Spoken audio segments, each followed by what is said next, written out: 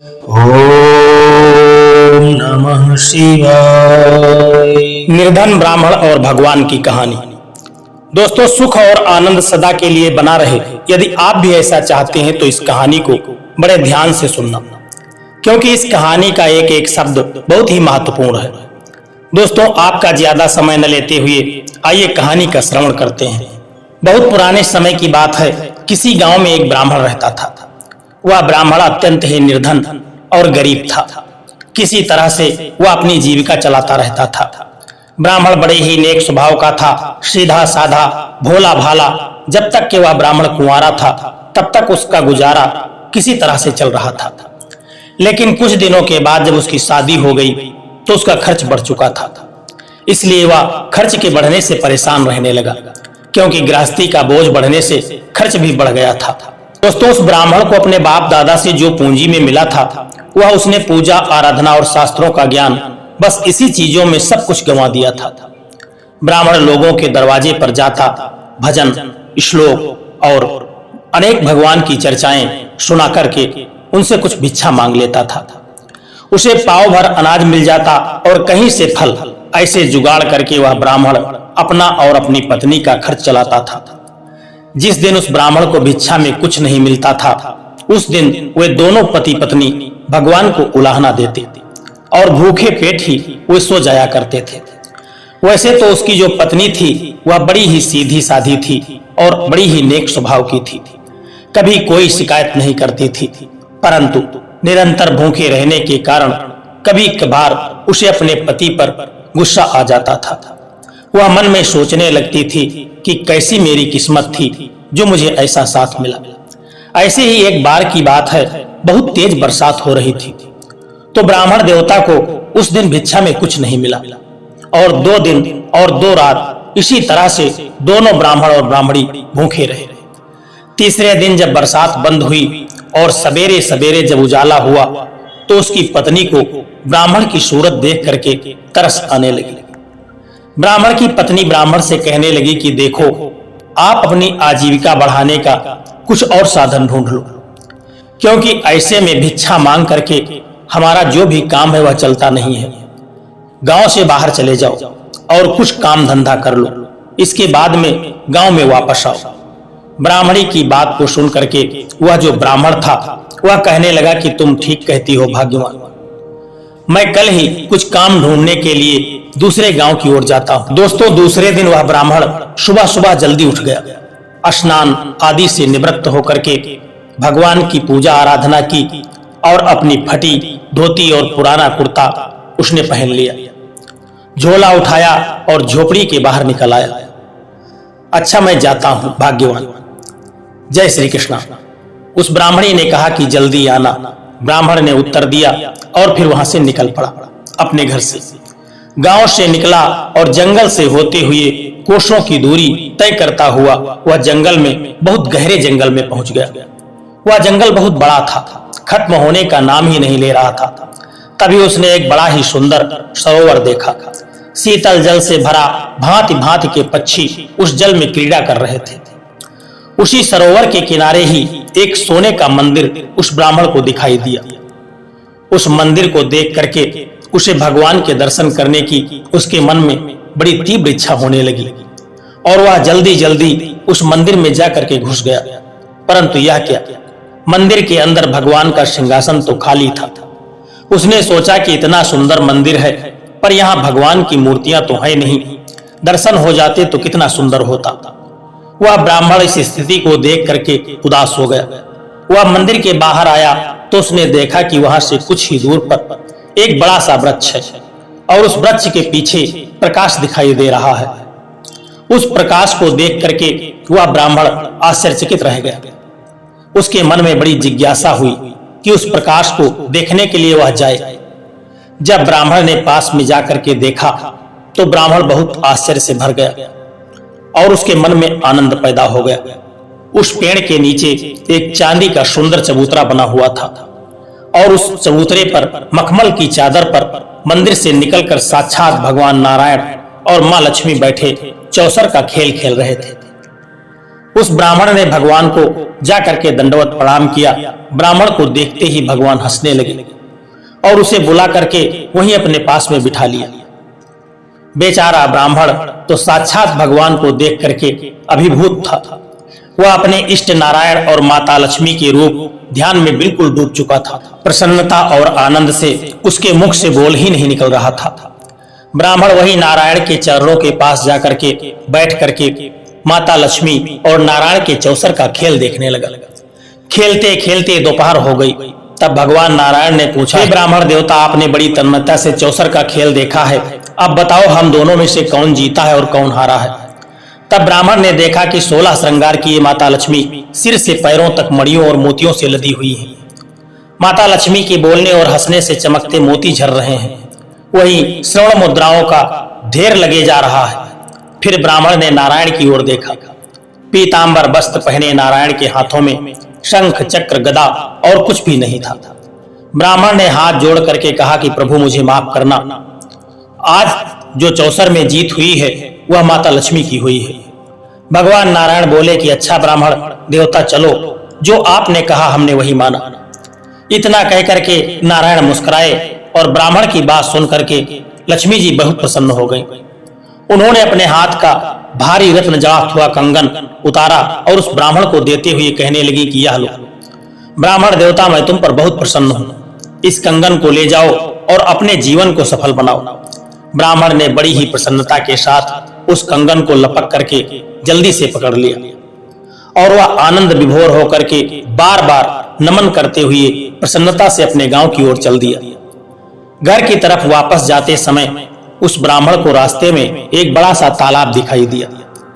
ब्राह्मण ने सोचा, यहां से नहा धो लूं, इसके बाद अपने घर को चलूं, संध्या का तर्पण करता जाऊं। इतना सोच करके उस ब्राह्मण ने अपने कपड़े उतार करके तालाब के किनारे पर रख दिया और लक्ष्मी जी द्वारा दिया हुआ वह रत्नों से जड़ित कंगन को भी वहीं रख दिया और वह तालाब में नहाने के लिए उतरा और डुबकी लगा दी। इतने में ही एक मछली तैरती हुई वहां आई और कपड़े पर रखे हुए उस चमकते हुए कंगन को उठा करके वह निगल गई। थोड़ी देर के बाद जब ब्राह्मण नहा धो करके तालाब से बाहर आया, उसे वह कंगन दिखाई नहीं दिया। यह देख करके ब्राह्मण का मन बड़ा दुखी हो गया, पर अब क्या हो सकता था। बड़े दुखी मन से वह ब्राह्मण अपने घर को गया। दुखी मन के कारण उसने ब्राह्मणी से कोई बात नहीं की और मुंह छुपा करके भूखा ही सो गया।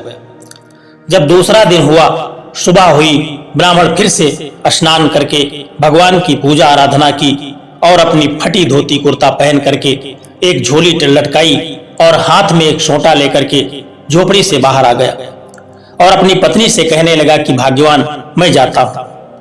ब्राह्मण की पत्नी ब्राह्मणी बोली, जल्दी आना, जय श्री कृष्णा। इतना कह करके फिर से वह ब्राह्मण अपने घर से निकल पड़ा।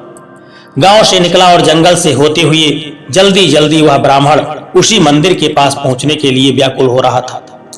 चलते चलते उसे वही सोने का मंदिर दिखाई दिया।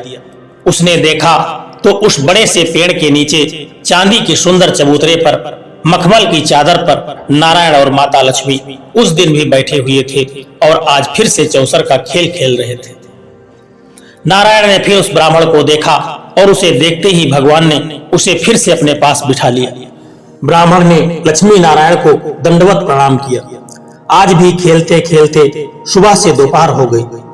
जब चौसर का खेल समाप्त हुआ तो भगवान नारायण ने ब्राह्मण से पूछा कि कहो ब्राह्मण, आज कौन जीता है और कौन हारा।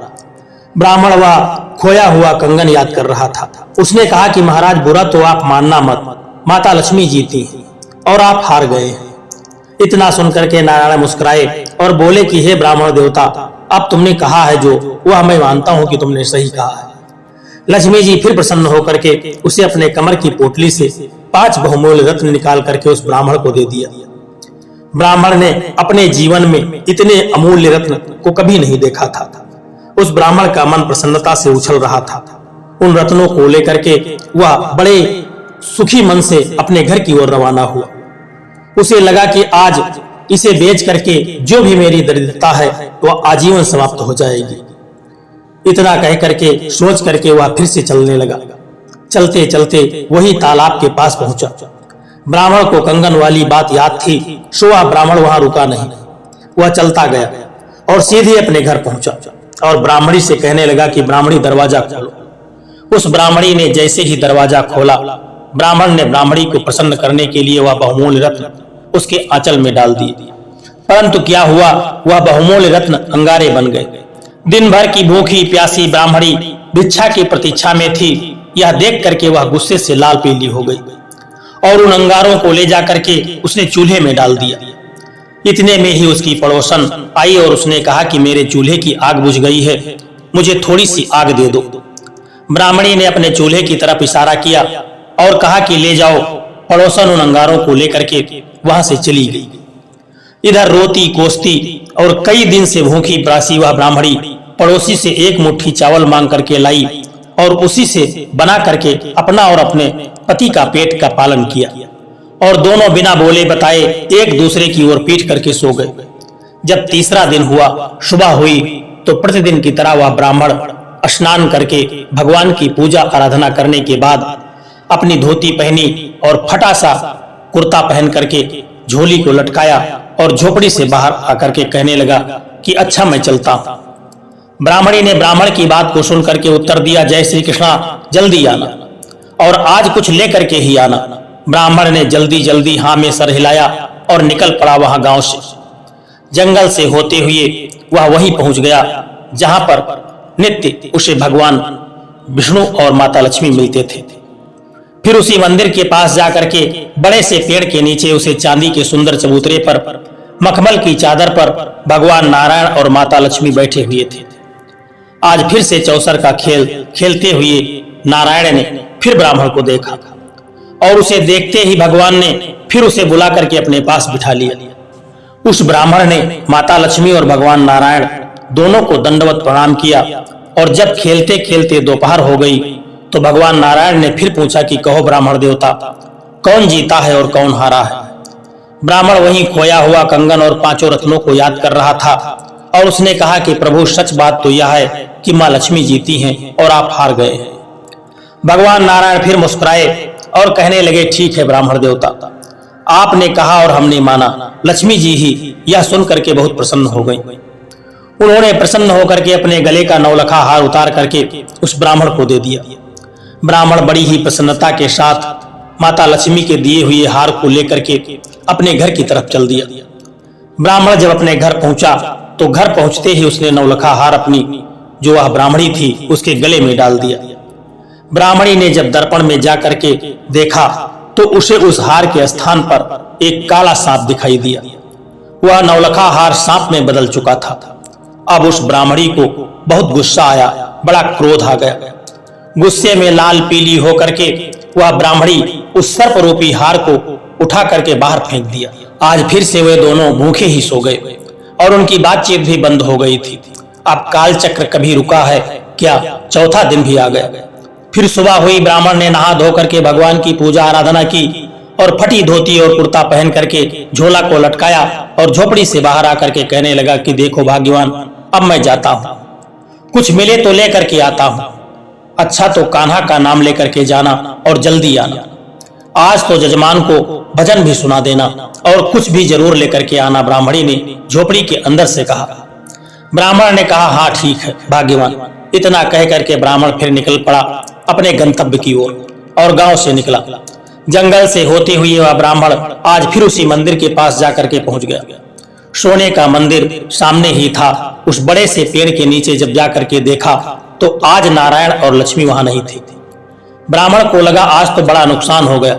ब्राह्मण लक्ष्मी नारायण के मंदिर में चला गया। आज नारायण और लक्ष्मी ना तो मंदिर में दिखाई दिए और ना ही पेड़ के नीचे। तभी अचानक उसने देखा तो उसे दूर एक विशाल गरुड़ जी उड़ते हुए वहां से चले आते हुए दिखाई दिए। माता लक्ष्मी जी नारायण के साथ उस गरुड़ पर से नीचे उतरे और दोनों आज फिर से उसी चबूतरे पर आकर के बैठ गए और चौसर का खेल आरंभ हुआ। ब्राह्मण चुपचाप बैठा उस खेल को देखता रहा। खेल जब समाप्त हुआ और निर्णय का समय आया तो भगवान नारायण ने ब्राह्मण की ओर देखा। ब्राह्मण तुरंत बोल पड़ा, क्षमा करना प्रभु, जीती तो माता लक्ष्मी और आप हारे हैं। भगवान नारायण फिर मुस्कुराए और बोले, ठीक है ब्राह्मण देवता, आपने कहा और हमने माना। लक्ष्मी जी बड़ी ही प्रसन्न हुई और प्रसन्नता से अपनी कमर के भंडार से चाबी निकाल करके उस ब्राह्मण को देते हुए कहा, लो ब्राह्मण देवता, मंदिर में मेरे भंडार गृह से तुम जितना उठा करके ले जा सकते हो उसे उठा करके अपने घर को ले जाओ। पूजा पाठ करो, जप करो, यज्ञ करो और जितना चाहे खर्च करो। अब ब्राह्मण देवता ने कुछ देर तक विचार किया, फिर दौड़ करके भागा वह और जल्दी से गांव के से जाकर के एक बैलगाड़ी को लेकर के किराए पर वह आ गया और लक्ष्मी जी के भंडार गृह से धन संपत्ति और रत्नों से भरे बड़े बड़े मटके उठा करके उसने उस बैलगाड़ी में लाद लिए और अंत में एक बड़ा सा सोने के आभूषणों से भरा हुआ घड़ा उठा करके अपने माथे पर रख लिया। महालक्ष्मी जी को प्रणाम करके अपने घर की तरफ रवाना हुआ। अभी ब्राह्मण देवता घर की तरफ जा ही रहे थे कि जोर की आंधी चली। बैलगाड़ी वाला उस भयानक आंधी में कहीं खो गया। ब्राह्मण के सिर पर रखा सोने का जो आभूषण से भरा हुआ वह घड़ा था, अंधेरे में कहीं गिर गया। आज फिर वह ब्राह्मण अपने घर को खाली हाथ लौटा। ब्राह्मणी ने हंस करके पूछा कि हे नाथ, आप सुबह सुबह कहाँ चले जाते हैं? पहले तो जब आप जाते थे तो शेर दो शेर अनाज लेकर के आते थे, लेकिन आजकल तो कभी अंगारे लाते हो तो कभी सांप लेकर के आते हो। क्या हो गया है आपको? अब ब्राह्मण देवता ने दुखी होकर के इतने दिनों की जो भी राम कहानी थी वह सब कुछ ब्राह्मणी को सुना दिया। ब्राह्मणी ने जब सारी बातें सुनी और उसे जानने के बाद ब्राह्मणी कहने लगी, यह गलती तो आप कर गए। आप रोज धन के लोभ में आकर के लक्ष्मी जी को जीता हुआ और भगवान नारायण को हारा हुआ बता देते हैं। यह ठीक तो है, परंतु आपको पता है नारायण की इच्छा और उनके साथ के बिना लक्ष्मी जी कहीं नहीं रुक सकती। जहां नारायण नहीं रुकते, माता लक्ष्मी जी वहां कभी दिखाई नहीं देती। इसलिए आज मेरा कहना मानना और फिर से वहां पर जाना, और आज जब जाना, जब खेल पूरा हो तो भगवान नारायण को जीता हुआ बताना। उस ब्राह्मणी की बात को सुनकर के ब्राह्मण को कुछ समझ में आया और वह ब्राह्मण देवता बोले, अरे भाग्यवान, अपने नारायण तो बस फक्कड़ हैं, उनके पास तो हमें देने के लिए कुछ भी नहीं है। पति की बात को सुनकर के ब्राह्मणी कहने लगी, भगवान के दर्शन हो जाएं, उनकी कृपा मिल जाए, इसके बाद हमको और कुछ भी नहीं चाहिए। नाथ मेरी बात मानिए, आज कुछ भी हो पर आज जीता हुआ नारायण को ही बताना, उसके बाद देखिए कि उनकी लीला। ब्राह्मणी की बात सुन करके ब्राह्मण चुप हो गया। अब 5वां दिन शुरू हो गया। प्रातः काल ब्राह्मण रोज की तरह स्नान करके तैयार हुआ और भगवान की पूजा आराधना की और अपनी फटी धोती फटा कुर्ता पहन करके झोला लटकाया और झोपड़ी से बाहर आया और वापस वही शब्द दोहराया, अच्छा मैं चलता हूँ। भाग्यवान ब्राह्मणी ने अंदर से उत्तर दिया, जय श्री कृष्णा, जल्दी आना और जैसा मैंने कहा है वैसा ही करना। ब्राह्मण ने जल्दी जल्दी अपना सिर हाँ में हिलाया और फिर वहां से निकल पड़ा अपने गंतव्य की ओर। ब्राह्मण मंदिर के पास पहुंचा। बड़े से पेड़ के नीचे उसी चांदी के सुंदर चबूतरे पर बिछी हुई मखमल की चादर पर उस दिन भी भगवान नारायण और माता लक्ष्मी बैठे हुए प्रतिदिन की ही तरह चौसर का खेल खेल रहे थे। उस ब्राह्मण को देखते हुए नारायण ने कहा कि आइए ब्राह्मण देवता, यहाँ आकर के हमारे पास में बैठो। ब्राह्मण देवता उनके पास में जाकर के बैठ गए और बैठे बैठे वह खेल देखते रहे और मन ही मन श्री हरि का भजन गुनगुनाते रहे और याद करते रहे उन बातों को जो बातें ब्राह्मणी ने उससे कही थी। जब चौसर का खेल समाप्त हुआ तो भगवान नारायण ने फिर से पूछा, हाँ जी ब्राह्मण देवता बताओ, तो आज के खेल में कौन जीता है और कौन हारा है? ब्राह्मण ने कहा, जगत के स्वामी, आज तो आप जीते हैं और लक्ष्मी जी हार गई हैं। इतना सुनकर के भगवान नारायण को बड़ा आश्चर्य हुआ और लक्ष्मी जी थोड़ी सी नाराज हो गई। भगवान नारायण ने पुनः बड़े ध्यान से ब्राह्मण का चेहरा देखा और कहने लगे, क्या कहते हो ब्राह्मण? अभी तो सोच लो एक बार फिर से, क्योंकि मेरे पास तुम्हें देने के लिए कुछ भी नहीं है। नारायण की बात को सुनकर के ब्राह्मण कहने लगा, महाराज आज तो आप ही जीते हैं और माता लक्ष्मी हार गई हैं। ठीक है ब्राह्मण, आपने कहा और हमने माना। इतना कह करके नारायण मुस्कुराए और खड़े होकर के नारायण ने अपना आसन झाड़ा तो छन्न से आसन से तांबे का एक सिक्का निकला। मेरे पास तो यही सिक्का निकला है, इसे ही ले लो ब्राह्मण देवता, इसे ही ले लो ब्राह्मण देवता, पर अपना मन मत दुखाना। आज गांव के बाहर जो भी मिले उसे घर ले जाना और अपना काम चलाना। ब्राह्मण ने बड़े दुखी मन से वह सिक्का लिया।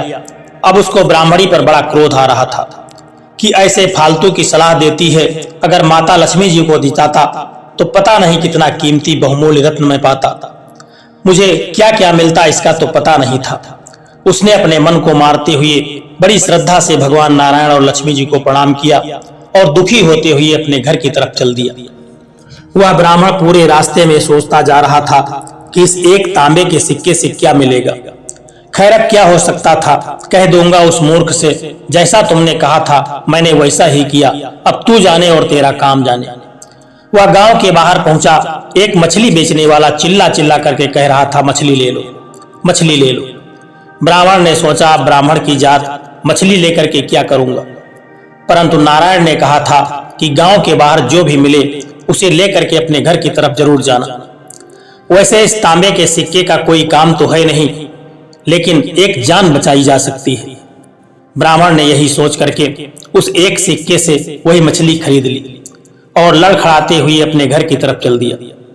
घर के बाहर उसने वह मछली रख दी और जैसे ही उसने अपनी झोपड़ी में प्रवेश किया कि जोर से एक तूफान आ गया और उस झोपड़ी के स्थान पर एक बड़ा ही सुंदर बड़ा सा महल बन गया।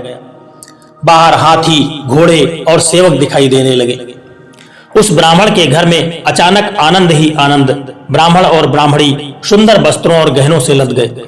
पड़ोसन ने जब यह सब ठाठ बाट देखा तो दौड़ती हुई पड़ोसन वहां आई और कहने लगी कि मैं तो उस दिन तुम्हारे घर से आग मांग करके ले गई थी, लेकिन उसमें मुझे 5 रत्न मिले थे। अब मैं समझ गई कि तुम लोग इतने धनवान जो हो, इसीलिए अपने रत्न को चूल्हे में रखते हो। ऐसा लगता है कि तुम मेरी नियत की परीक्षा ले रही थी। ब्राह्मणी बहन, यह लो अपने रत्न वापस ले लो और अपनी मित्रता बनाए रखो। बस उसने ब्राह्मणी के आंचल में वह 5 अमूल्य रत्न डाल दिए। तभी वह बैलगाड़ी वाला मकान ढूंढते ढूंढते वहां पहुंचा और कहने लगा कि बहुत थक गया हूं पंडित जी, आपको ढूंढते ढूंढते। अपना माल ले लो और मुझे मेरा भाड़ा दे दो। घर के बाहर से ब्राह्मण को नौलखा हार भी मिल गया। ब्राह्मण ने जो मछली खरीदी थी उसने वह सुंदर कंगन भी उगल दिया जो माता लक्ष्मी ने उस ब्राह्मण को पहली बार में दिया था।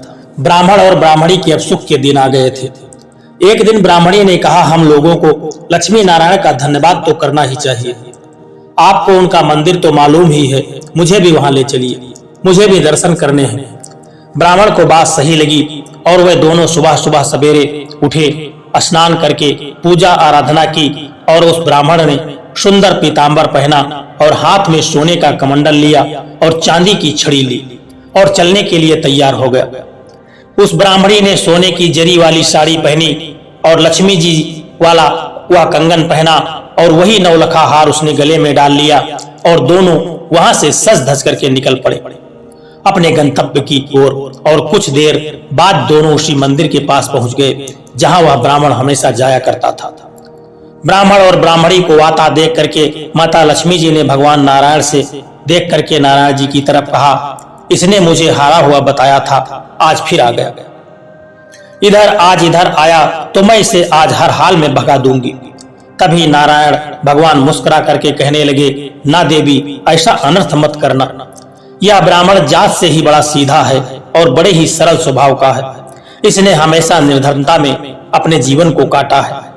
यह ब्राह्मण मन का बड़ा सच्चा है, इसीलिए निर्धनता के कारण इसके अंदर लोभ आ गया था, पर इसमें इसके कोई छल कपट नहीं है। भगवान नारायण लक्ष्मी जी से बात कर ही रहे थे कि ब्राह्मण और ब्राह्मणी मंदिर में आकर के लक्ष्मी नारायण के सामने दंडवत हो गए। दोनों ने नारायण को और लक्ष्मी को जा करके उनके चरण पकड़ लिए। भगवान नारायण कहने लगे कि उठो ब्राह्मण, आज कैसे आना हुआ। इतना सुनकर के ब्राह्मण ने ब्राह्मणी की ओर देखा तो ब्राह्मणी कहने लगी कि प्रभु, हे माता, आप सबकी कृपा से सब आनंद में हैं। हमें कोई ऐसा महत्व बताइए जिससे यह सुख और आनंद सदा के लिए मेरे पास बना रहे। यह बात सुन करके माता लक्ष्मी प्रसन्न हो गई और कहने लगी कि जहां नारायण के नाम का जाप होगा वहां लक्ष्मी जी तो सदा अपने आप दौड़ करके आ जाएंगी, क्योंकि जहां नारायण का वास है वहां तो लक्ष्मी जी को आना अनिवार्य है। इसीलिए भगवान नारायण का नाम जपो तो तुम्हारा कल्याण होगा। इतना कह करके भगवान नारायण और लक्ष्मी जी वहां से अंतर्ध्यान हो गए और वह जो ब्राह्मण और ब्राह्मणी थी वह जब तक जिए भगवान नारायण का जाप करते रहे और माता लक्ष्मी और भगवान नारायण की कृपा से इन्होंने जब तक अपने जीवन को जिया, सारे सुखों को भोग करके इसके बाद इन दोनों को मोक्ष प्राप्त हुआ। दोस्तों, आज की यह कहानी आपको कैसी लगी है, एक प्यारा सा कमेंट करके जरूर बताना। और वीडियो यदि आपको पसंद आया है तो इस वीडियो को लाइक करके शेयर जरूर करना। जय श्री कृष्णा, राधे राधे।